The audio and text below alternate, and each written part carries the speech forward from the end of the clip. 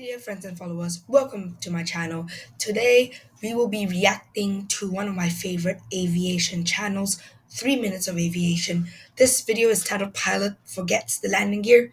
Let's get straight into it.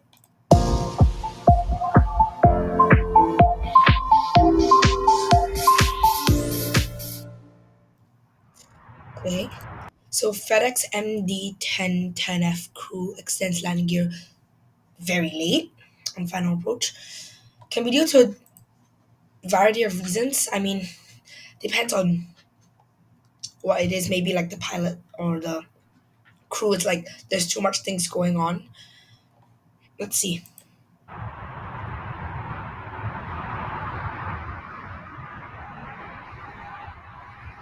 So there you would it looks quite normal and was like, oh shit, and then they're like, oh no, you forgot the landing gear.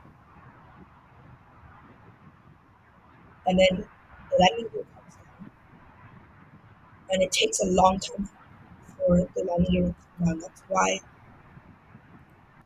Okay, so depending on the aircraft, some aircraft landing gear takes quite long to come down.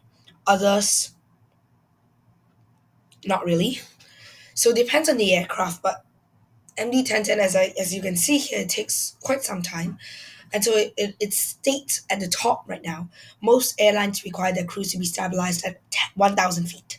This includes full landing configuration. So basically, by 1,000 feet, you've got like flaps out, you've got engine throttle at what, according, each airline is different. And then gear down, and you're ready, but maybe the pilots just forgot. We don't know. So you can see the gear door just closed, and it's, look, and it's really flaring inside. So I would predict that maybe around there was like 500 feet. I'm not really sure.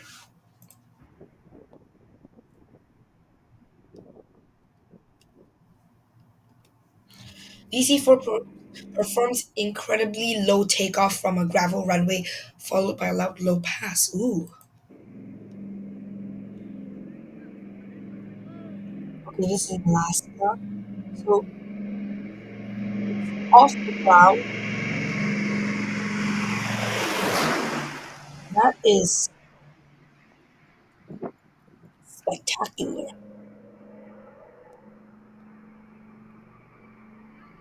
So yeah, fuel transport starts failing, and propeller planes, they're noisy. So yeah. Okay. German Air Force Airbus A400M performs a night landing to Kabul without landing lights. So Kabul, if I'm right, I think it's Afghanistan. I think this was when they were trying to evacuate Afghanistan. I'm not sure, but because without they're landing without landing lights, I'm not really sure. Let's watch it.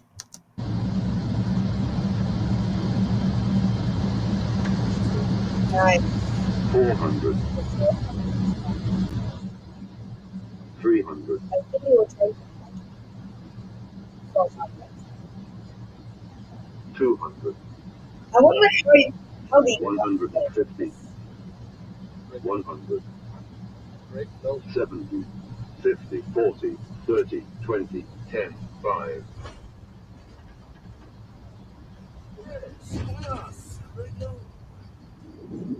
Yes, so they were trying to evacuate. They were trying to evacuate Afghanistan from trying to evacuate those at risk um after it was basically like taken under control. And so basically the Germans, UK, US, they land their military there, and they usually land without landing lights so that the terrorist group Taliban wouldn't be able to see the aircraft and shoot it down, basically. So yeah, that's nice. It's a nice landing.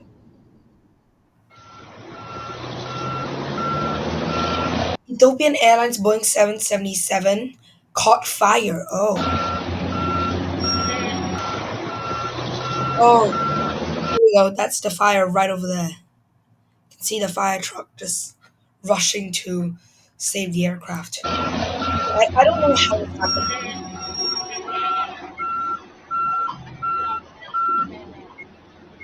Probably a howl loss, though.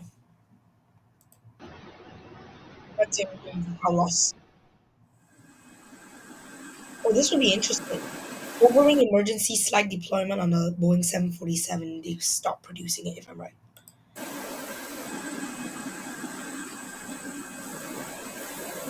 It's on the first deck, and basically what happens is that Boeing planes usually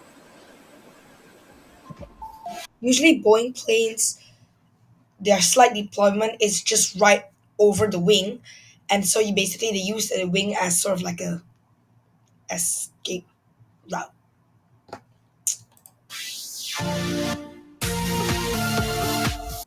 That's it for this video. Let's watch one more. A380 pilot flares too late. Give me one sec. It's evident. Hi, my name is Derek. Here we go.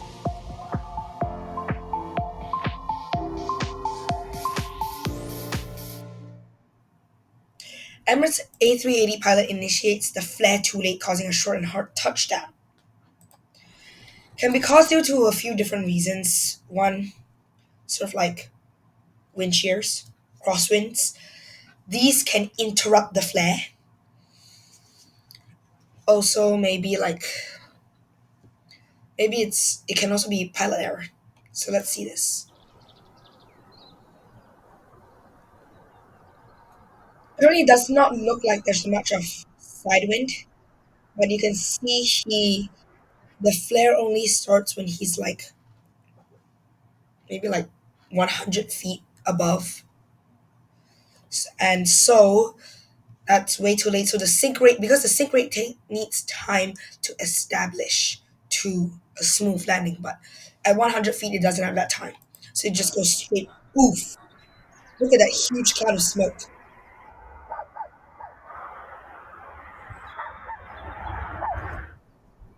Okay, so Qatar A350-900. I don't know. Okay, it's the same place, but I don't know what's the time.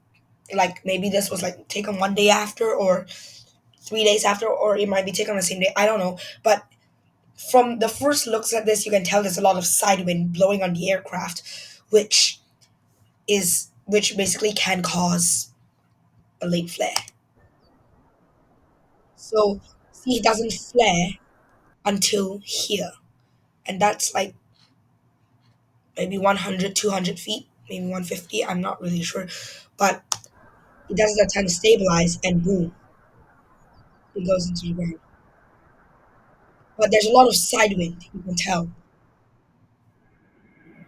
Okay, efforts air cargo Dago and overshoots the runway center line during visual approach. Okay, visual approaches, if you don't keep an eye out for the runway, this will definitely happen.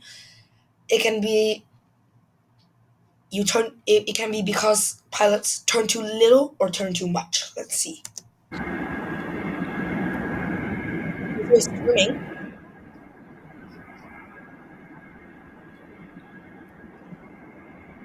when he establishes here, flying towards the cameraman. And let's see whether he needs to turn more or turn less. Okay, so as you can see, he's making the correction because he overshot the center line because he turned too much. This can be caused when you don't watch out for the runway on a visual approach, and this can be due to because like maybe pilots are trying to like set gear, things like that. So he's counteracting, turn too much, and turn too much. But overall, the landing's still quite smooth. Flares nicely and touches them. Nice landing. Okay, American Airlines A330-300 touches down before runway threshold.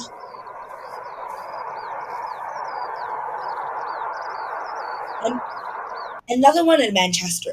So Manchester is known for its turbulent weather. Is one thing I'm gonna say. Manchester is known for its turbulent weather. So wind shears, side wind, crosswind, all these different types of wind is will basically cause all these like hard approaches. So let's see. And another time I think he fled a little late, but it was still okay. But touchdown too early, possibly due to wind shear. I'm not really sure. I think he's using a bit of aerodynamic braking. Yeah, he's using a bit of aerodynamic braking.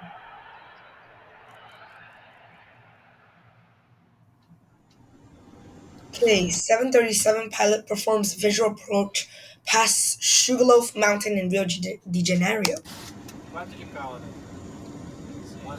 One thousand. Okay, we've got 1,000 feet. Oh, nice.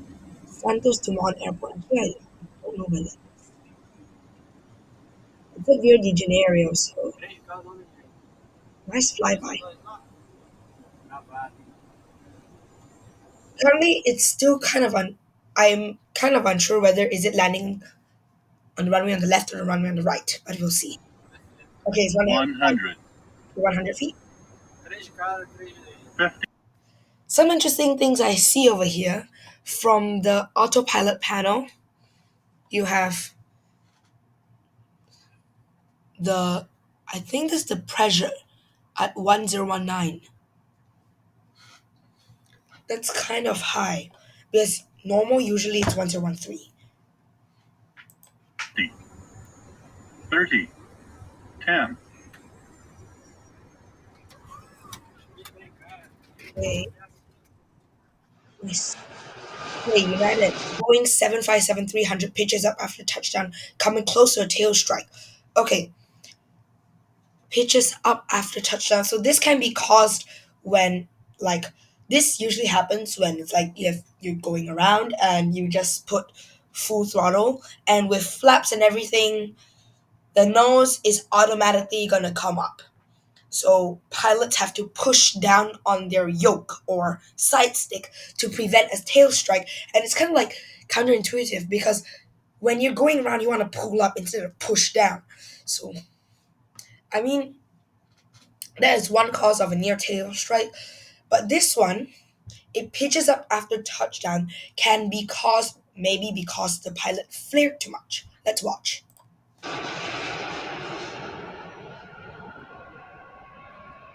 Actually, his flare is all right. Nice landing. Okay, the case here is that I'm not so sure. I think he's using aerodynamic braking. Let's watch. So, no, he or she isn't using aerodynamical braking, but I think the pilots kept the nose up a little too much. Most likely pilot error. So,